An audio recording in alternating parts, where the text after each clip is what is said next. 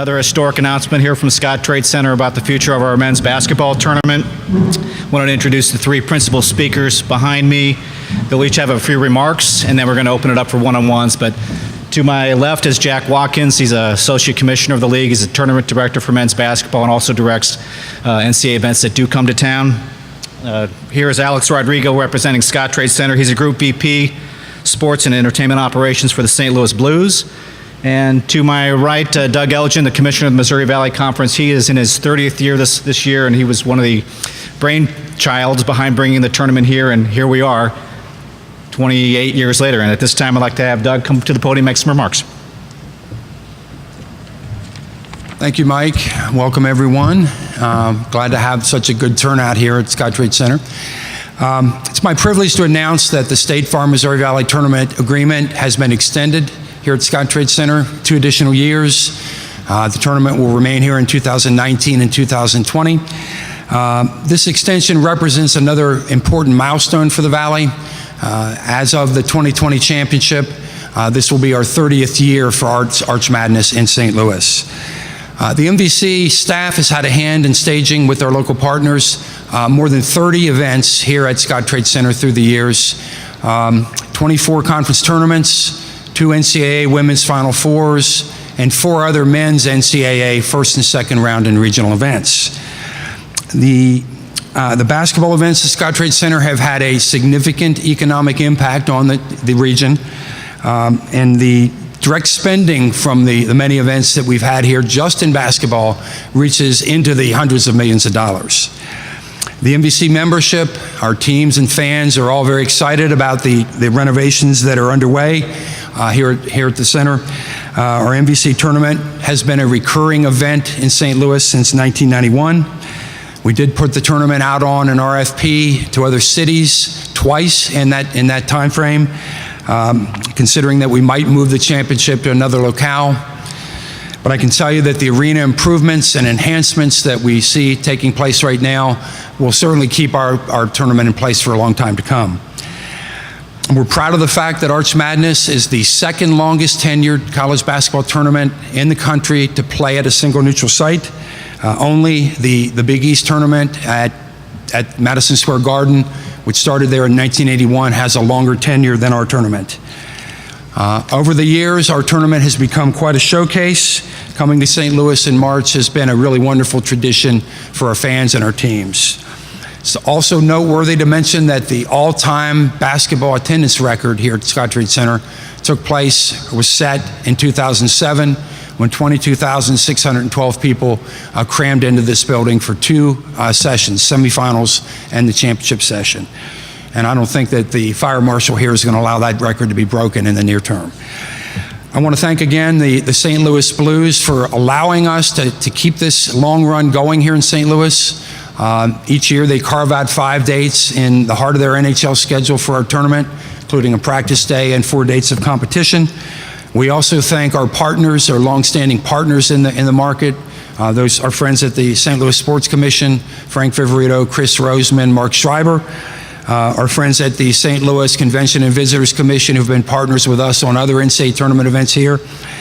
And certainly the many civic and corporate leaders here in St. Louis who have been so supportive of our tournament since we brought it here in 1991. We also want to thank Alex Rodrigo, Chris Zimmerman, and the hundreds of employees here at Scottrade Center who really run a very smooth tournament for us every March. And with that, I'll turn it back over to you, Mike.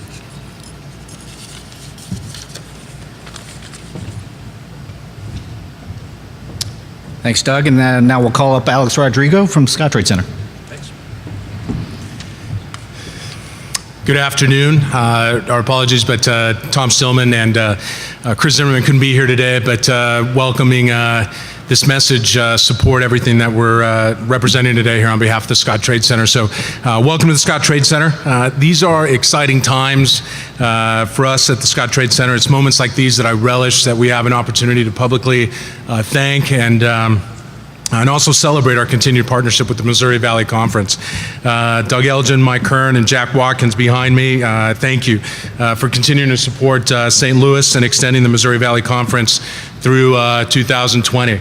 You and your organization, along with the hundreds of volunteers, interns, local and regional sponsors, athletic directors, universities, the alumni, and most importantly, the students and their families, are a remarkable group that come together every year to not only host but participate in this conference. I admire your commitment, your hard work, and above all else, your spirit.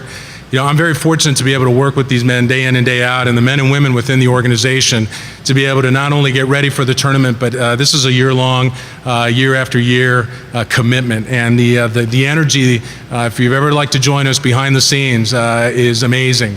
To see these student athletes, these bands, the families, it's just a remarkable energy behind the scenes and obviously within the stands. And it's truly an honor, and I don't take this lightly that we're able to continue doing this for years to come. They come together every year to bring out the best in each other and compete. And speaking of competition, this summer we've been very active behind the scenes, as many folks know.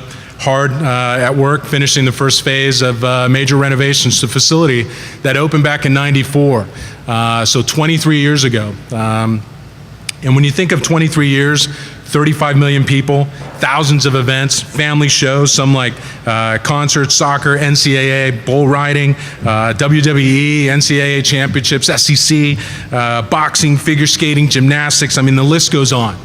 And that's only 35 million people that came through the gates. We're not talking about also all the camera time, all the media, radio, print. The eyes, the window into St. Louis, just in this facility alone over the 23 years, but over the course of the tournament, is exponential. And that's a big number, and one that we don't take lightly. And in talking about that, we're making the necessary investments so that we remain competitive. So that we can host tournaments such as the Missouri Valley Conference and remain within this building. And you know, the key thing to understand about everything that we've done in this facility just this summer and moving forward is that these investments go into the facility and they stay with the facility and they support the tournaments by things of the latest technology, the fan amenities, and most importantly, infrastructure and public safety. We're talking about things that, you know, sports lighting, cooling and heating, infrastructure needs, technology, fan amenities, you know, sports lighting specific to basketball, and the host of other things that we're constantly always talking about, the 60% of other things that we do in this facility other than just Blues games. And so, despite the challenges that we've recently faced and working on the building, will and continue to move forward. We've insured and we're ready to reopen within the first next couple of weeks for our first few events. One which is a community event, which is End to Alzheimer's Walk here on September 16th, followed up by a sold-out show with Ed Sheeran, and then you've got Bob Seger, Katy Perry, Lady Gaga, you know, the Harlem Globetrotters, Trans-Siberian Orchestra for 2 events. I mean, there's a lot that's happening in this facility, and then we make that turn into the next year through this season, and in addition to the Blues season that's ongoing during that time, and we have the Missouri Valley Conference and the Men's Championship SEC basketball.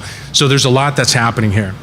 This is not only an important day for the Scottrade Center, but the hundreds of workers and employees that continue to work nonstop, both inside this building over the last couple of months in getting this building ready, but equally as important for the small and large businesses within the city and the county that benefit directly from events like this. We are fortunate to have the Missouri Valley Conference as our partner at the Scottrade Center through 2020. We don't take that lightly, and the Missouri Valley Conference is a tremendous asset for the city of St. Louis, the state of Missouri, and for this region. I thank you for coming.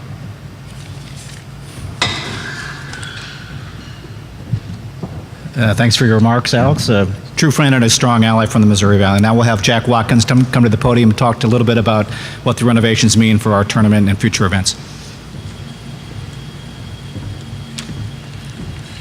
Thank you, Mike. Today's an important moment in time for the city of St. Louis. Prior to the planning and the work starting at Scottrade Center, quite honestly, we were at a crossroads from a host city perspective, both for the State Farm MVC tournament and NCAA events. But the vision shown here has taken the necessary steps to keep history from repeating itself. The St. Louis Arena, God rest her soul, was the host site for the 73 and 78 men's Final Four and the 1982 and 1984 men's regionals. From 1985 to 1992, though, very little was done in the way of building amenities, and the city of St. Louis was relegated to the basketball hinterlands from a host perspective. In the fall of 1991, after hosting the first chapter of Arch Madness in the spring, Valley staffers Doug Elgin and Joe Mitch convinced the NCAA to return to St. Louis for the '93 men's basketball regional at the arena, with the promise of a new facility, the place that we stand here today. The regional was a springboard to a 24-year run that saw the Missouri Valley Conference host 12 NCAA basketball events, either at Scottrade Center or the Dome in St. Louis. At the same time, the Valley hosted or co-hosted 3 other NCAA basketball events in the Midwest corridor. Last fall, the St. Louis Local Organizing Committee, combined with Scottrade Center, submitted a bid complete with the renovation plans for this facility for an NCAA event in 19, 20, 21, or 22. With over 60 cities participating in this process, we are awarded a first and second round in 20. Given the collective background that we have as a host, we know that today's fans like to be entertained not only during competition, but at breaks in the action through social media or in-arena engagement. The new center hung scoreboard that we'll have in this facility, it's not the 8th wonder of the world, but it's going to be the 8th largest video board in the NHL.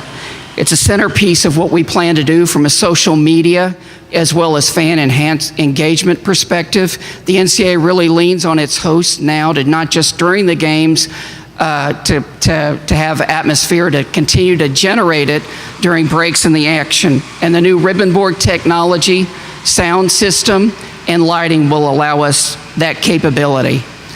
At the same time, the NCAA is all about the student-athlete experience.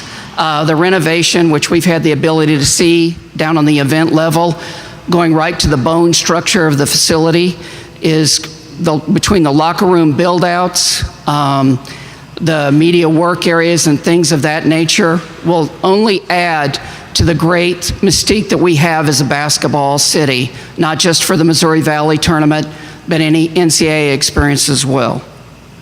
These buildings improvements position Scottrade Center and the city of St. Louis as viable a host city as any of the new buildings, like the facilities in Detroit and Milwaukee that'll open within a year, and any other repeat NCAA host cities in the Midwest corridor. Basically, folks, this 2020 vision, not only for the 30th chapter of Arch Madness here in St. Louis, but our NCAA host opportunity in the same year, will continue to keep St. Louis at the forefront as a postseason college basketball host site. Thank you for coming today, and thanks for your wonderful support of the great sport that is college basketball. Mike?